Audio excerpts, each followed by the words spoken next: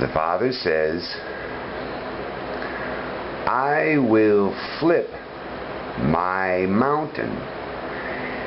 If you live as me, your brain's down here underneath the point down here, and all of man on top of you, you're allowing them to keep you thinking as man as well, because you're afraid of what they do. You think they're mountains. The Father says, when I flip you, whop, that M becomes a W.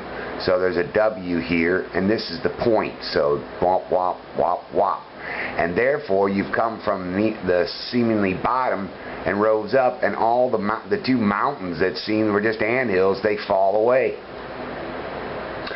But when this happens, you realize that you remain just as you are, head down, and realize the Holy Spirit pins your thinking down, and you just simply allow yourself to be free to be who you are, to be, again, anything and everything that you could stand in front of the entire population or anything and say exactly what transpired and be honorable when everything has left your mouth. This is why.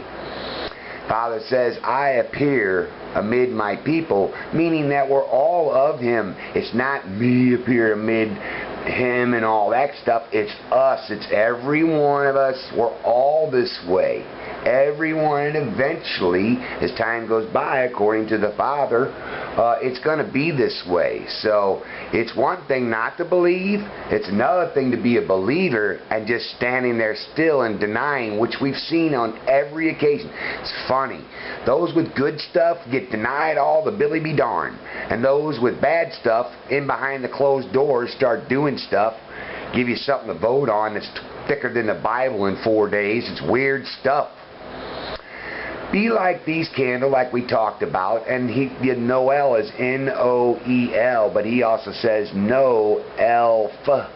When you realize the Father, like in Santa Claus, know yourself is really just one of his elves, Pawpaw, again.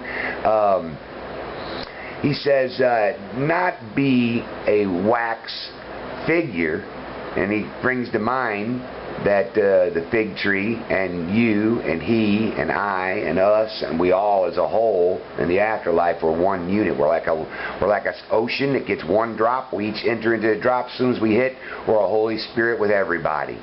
You figure you learned to put your leg down, did your roots, and stood tall and let the Father prop you up, pull the thing, the man's thinking and whatnot from your gut, and see clearly. Because those not having his perspective are wicked, and therefore he says not being wicked. And then we also look at Ed, how I said in the previous one, I think of him as a talking horse. And then we look at the word, that's Jesus, like he was the thoroughly bred horse. He talked till he was hoarse. He was shed, which is washed. Our feet was shed as well, which means he's a shelter, which means he's the abode. So now he's looking for us who are stable to come on in there, get some tutelage, and then get on out on the road and head on up and get some thoroughly bred running, get that going. Father wants us to remind us again, 92% of our brain remains, that we should not be amazed by doing our homework. He wants you to see that, one, if by land, but two, acting as one, if by sea, which means to see and understand, in my, ringing my bell, his dumbbell. So when we, 9 and 2 equals 11, which is side by side, which equals as one. Ringing the bell, holding the dumbbell, realizing you're and I are the dumb part of the equation. So, I enter I, you're inner I. God bless you. Love.